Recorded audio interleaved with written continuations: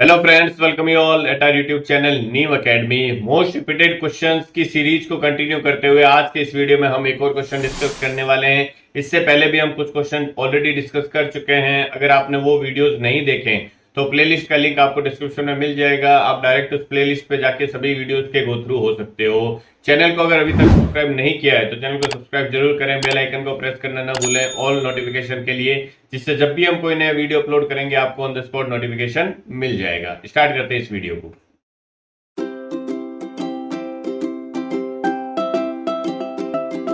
Chapter 3 linear equation से ये question है। बेसिकली क्या दे रखा है क्वेश्चन में, देखो the value of k for which the system of linear equation 3x minus 4y plus 8 equal to 0 and 6x minus ky plus 16 is equal to 0 has infinitely many solution. आपको ये system of equations दे रखा है और given है कि इसके infinitely many solution है। तो आपको k की वैल्यू फाइंड आउट करनी है। जो ये एक यहाँ पे कांस्टेंट दे रखा है इसकी वैल्यू हमें फाइंड आउट करनी है। तो इस तरीके के कई क्वेश्चन जो है वो रिपीट हुए हैं, चाहे वो ऑब्जेक्टिव हो, एमसीक्यू में हो या फिर 2 मार्क्स के क्वेश्चन हो वहां पे। ठीक है, इन क्वेश्चन को करने का एक तरीका है। क्या करना है, सबसे पहले आपको जो भी लीनियर इक्वेशन दे रखी हो उसको स्टैंडर्ड फॉर्म में कन्वर्ट कर दो। स्टैंडर्ड फॉर्म का मतलब क्या होता है, a1x plus b1y plus c1 is equal to 0, ये आपकी फर्स्ट इक्वेशन होगी। दूसरी equation a2x plus b2y plus c2 is equal to 0। अब यहाँ तो ये ऑलरेडी इक्वेशंस जो है वो स्टैंडर्ड फॉर्म में दे रखी है। कभी कभी क्या होता है कि ये जो कांस्टेंट होता है ये इधर होता है, तो आपको क्या करना पड़ता है, उसको इधर लेके आना पड़ता है। ओके, अब अगर आपने स्टैंडर्ड फॉर्म में कन्वर्ट कर लिया तो आपको सिंपली क्या फाइंड आउट करना है, a1 upon a2, b1 upon b2 और c1 अपॉन c2, ये फाइंड आउट करना है। अगर फर्स्ट कंडीशन में ले रहा हूं, अगर ये तीनों एक दूसरे के इक्वल आ गए, means a1 upon a2 equal हो जाए b1 अपॉन b2 के, इक्वल हो जाए c1 अपॉन c2 के, if a1 upon a2 equal to b1 upon b2 equal to c1 upon c2, तो इस केस में जो नंबर ऑफ सॉल्यूशन आएंगे वो क्या आने वाले हैं, इनफाइनाइट सॉल्यूशन। ठीक है, इनफाइनाइट सॉल्यूशन का मतलब वो लाइंस कैसी हो गई, वो दोनों लाइंस एक दूसरे के ऊपर कोइंसिडेंट हो गई। कोइंसिडेंट लाइन का मतलब एक लाइन अगर ऐसी जारी है तो दूसरी लाइन भी इसके ऊपर कुछ इस तरीके से जारी होगी। तो जब दोनों लाइन एक दूसरे के ऊपर कोइंसिडेंट है तो अगर कोई एक पॉइंट फर्स्ट लाइन पे होगा तो वो सेकंड लाइन पे भी लाई करेगा।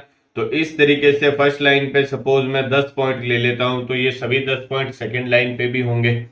ये 10 लिए मैंने, यहाँ पे आप 50 ले सकते हो, 100 ले सकते हो, कितने हो सकते हैं, ये इनफाइनाइट हो सकते हैं। बिकॉज एक जो लाइन होती है वो इनफाइनाइट नंबर ऑफ पॉइंट से बनी होती है।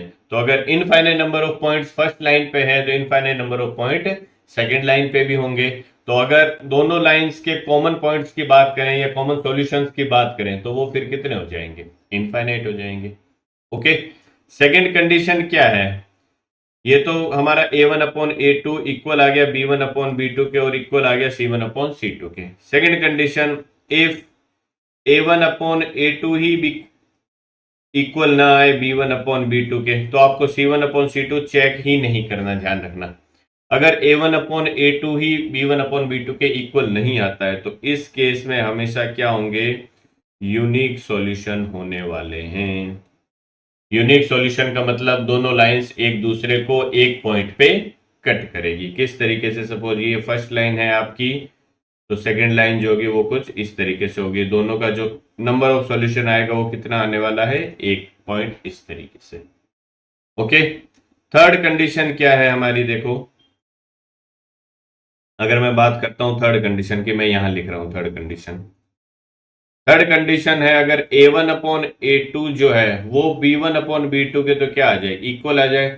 बट नॉट इक्वल होता है किसके, c1 अपॉन c2 के। मीन्स a1 बाई a2 और b1 बाई b2 तो एक दूसरे के इक्वल आ गए, बट वो c1 बाई c2 के इक्वल नहीं हो रहा। तो इस केस में कोई भी सॉल्यूशन आपके नहीं निकलने वाला, नो सॉल्यूशन, कोई सॉल्यूशन नहीं आएगा। ऐसा क्यों होता है, ऐसा इसलिए होता है बिकॉज फर्स्ट लाइन और जो सेकंड लाइन होती है वो दोनों एक दूसरे के क्या आ जाती है, पैरेलल लाइंस आ जाती है। तो जब दोनों लाइंस एक दूसरे के पैरेलल होंगे तो वो कभी एक दूसरे को कोइंसिडेंट ही नहीं करेंगे, या एक दूसरे को कट ही नहीं करेंगे, या दोनों एक दूसरे को इंटरसेक्ट ही नहीं करेंगे। तो जब वो इंटरसेक्ट ही नहीं करेंगे तो नंबर ऑफ सॉल्यूशन हमें मिलेगा ही नहीं। आई बात समझ में?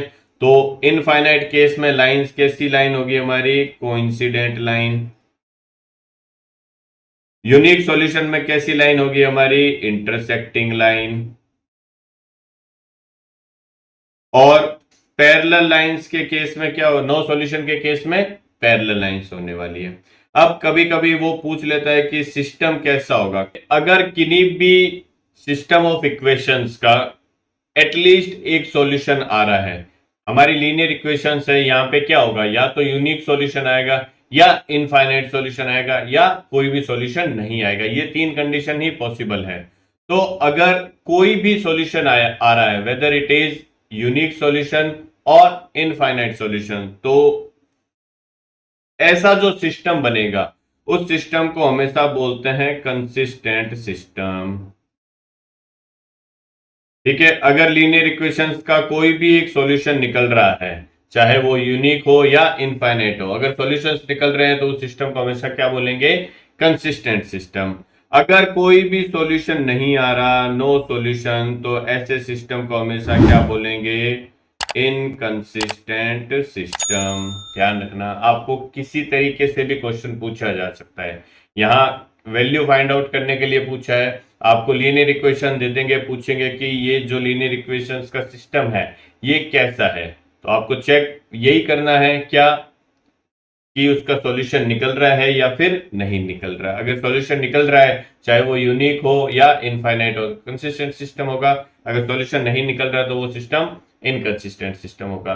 दूसरा तरीका क्या है क्वेश्चन पूछने का? सिस्टम ऑफ लीनियर इक्वेशन दे देंगे और पूछ लेगा कि ये लाइंस कैसी होगी।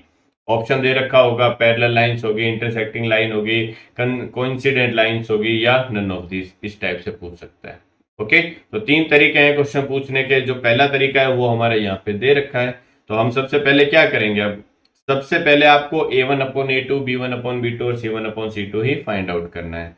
तो a1 यहाँ पे कितना है? a1/a2 अगर मैं बात करता हूँ, a1/a2 की बात करते हैं, a1 क्या होता है? जो फर्स्ट इक्वेशन है उसमें x का कोफिशिएंट ये कितना है? 3 अपॉन सेकेंड इक्वेशन में x का कोफिशिएंट 6, ये आ गया 1/2 के इक्वल।